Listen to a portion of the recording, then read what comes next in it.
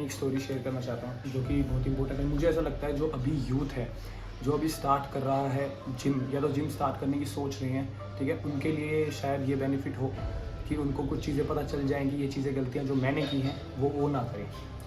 तो पहली चीज़, जब मैं अपनी स्टोरी से स्टार्ट करना चाहूँगा, मैंने अपनी जिम स्टार्ट की थी 10th क्लास में।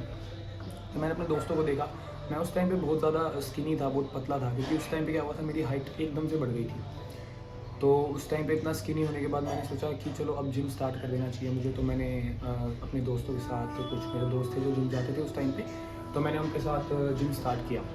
तो स्टार्टिंग में इतना पता नहीं होता, तो हम सिर्फ दोस्तों के साथ चले गए, तो उन्होंने कुछ बता दिया, तो वो एक्सरसाइज हमने कर ली।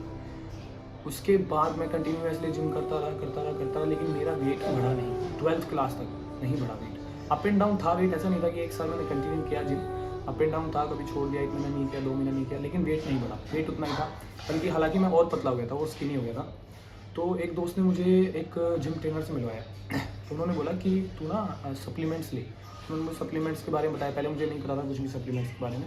मुझे लगता था कि ज़्यादा खाने से या ज़्यादा वर्कआउट करने से ही आप बड़े हो जाओगे, मोटे हो जाओगे।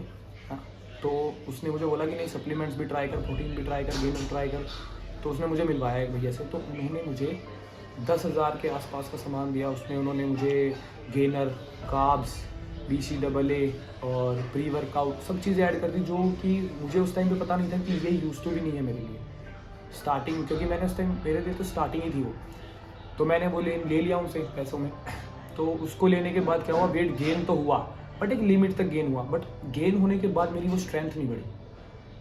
मैं लिफ्ट उतना ही कर पाता था जितना मैं स्किनी लिफ्ट करता था, नेचुरली लिफ्ट करता था। मैं अगर 25 किलो का डंबल चेस्ट प्रेस मार रहा हूँ, तो मेरा वेट अगर 6 किलो भी गेन हुआ है तो भी मैं 25 ही मारता था, 30 तक मैं पहुँचा ही नहीं, क्योंकि मेरी फैट परसेंटेज ज़्यादा बढ़ रही थी और मसल परसेंटेज बहुत लो थी। जब मुझे धीरे धीरे समझ आने लगा कि मुझे लगता है कि नहीं, कि इतने से नहीं होगा, मुझे थोड़ा और गेन करना पड़ेगा स्ट्रेंथ बढ़ाने के लिए, क्योंकि उस टाइम पे इतना यूज टू नहीं थे हम, जैसा लोग बोलते थे हम करते थे।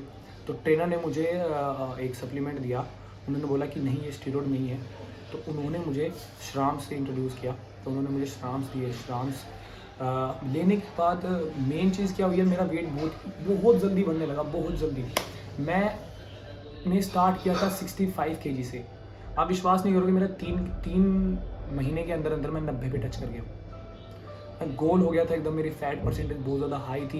मैं थोड़ा भी चलता था मैं थक जाता था, मैं स्टेयर्स पे चलता था थक जाता था, मैं कुछ भी काम, अपना डेली रूटीन का काम नहीं कर पाता था, मैं अपने आप को फेस नहीं कर पा रहा था उस टाइम पे, ठीक है। मेरा वेट इतना ज़्यादा बढ़ गया था। लेकिन स्ट्रेंथ, बात करें स्ट्रेंथ की, तो स्ट्रेंथ बिल्कुल भी नहीं बढ़ी थी। मैं डेडलिफ्ट मारने जा रहा हूँ, नहीं लगता थी मुझसे। मुझे लगता था यार, अगर 90 किलो का आदमी 150 डेडलिफ्ट नहीं मार पा रहा, तो मेरा 90 किलो होना वेस्ट है। वो मुझे वेस्ट ही लगता था, क्योंकि अगर आपकी स्ट्रेंथ नहीं बढ़ी। उस टाइम पे मुझे कुछ चीज़ें समझ में आएगी, जैसे अब आपकी बॉडी में फैट परसेंटेज वेट बढ़ने से ज़्यादा मसल स्ट्रेंथ, मसल इंक्रीज होना इंपॉर्टेंट है, जो कि स्लो ही होता है। फिर मैंने धीरे धीरे इस चीज़ के बारे में पढ़ाई करना स्टार्ट किया। लॉकडाउन की बात है, जैसे लॉकडाउन में मैं इतना मोटा हो चुका था, तो लॉकडाउन में मैंने खुद से सेल्फ स्टडी करना स्टार्ट किया। कुछ किताबें, कुछ किसी की वीडियोस देखना, कोई भी नॉवल पढ़ लिया, कुछ भी ऐसे चीज़ें पढ़ना स्टार्ट किया इस चीज़ के से रिलेटेड। तो मुझे कुछ चीज़ें समझ आने लगी कि ऐसे आप डाइट मेंटेन कर सकते हो। ऐसे अपने ऊपर एक्सपेरिमेंट करना स्टार्ट किया कि नहीं यार, मुझे ये खाना चाहिए आज, नहीं मुझे आज ये खाना चाहिए, ठीक है। पता करने लगा कि माइक्रो न्यूट्रिशन क्या होते हैं, मैक्रो न्यूट्रिशन क्या होते हैं, कौन सी चीज़ ज़्यादा ज़रूरी है, कौन सी चीज़ किस टाइम पर ज़रूरी है, ठीक है। तो वो चीज़ें कर करके मैंने अपना वेट, जो कि 3 महीने में मैंने बढ़ाया था 20 किलो, उस 20 किलो को कम करने में मुझे 1 साल लग गया। पूरा 1 साल का effort with a diet, proper diet. और फिर उसके बाद जो मसल बची है, वो बहुत ही लो मसल।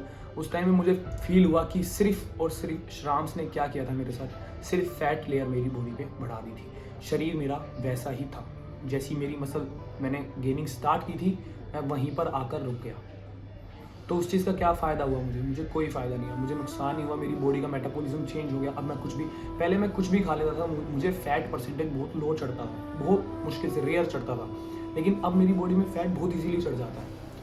तो उससे क्या हुआ, मेरा मेटाबॉलिज्म चेंज हो गया। तो अब मुझे कुछ चीज़ें ऐसा होता है कि अपनी डाइट को बहुत ही कंट्रोल डाइट रखना पड़ता है। मैं कुछ बाहर का नहीं खा सकता, कुछ तला हुआ नहीं खा सकता, फ्राई चीज़ें नहीं खा सकता। चीट मील अगर मैं वीक में 1 दिन भी ले लूँ, तो वो वाटर होल्ड कर देती है बॉडी में।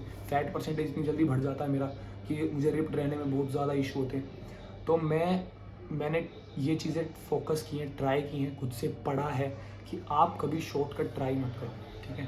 शॉर्टकट से आपको बेनिफिट्स कम मिलेंगे, वो सिर्फ ऊपर ऊपर से दिखेगा आपको बेनिफिट्स। जैसे फैट की लेयर मुझ पर चढ़ी थी, वो मुझे सिर्फ दिख रहा था कि हाँ मेरा वेट गेन हो रहा है, बट जो चीज़ मुझे गेन करनी है कंपटीशन के लिए या गेम्स के लिए, मसल गेन करनी है मुझे, लेकिन वो तो वैसी थी। मैंने जब उस फैट को काटा तो मसल क्या बची।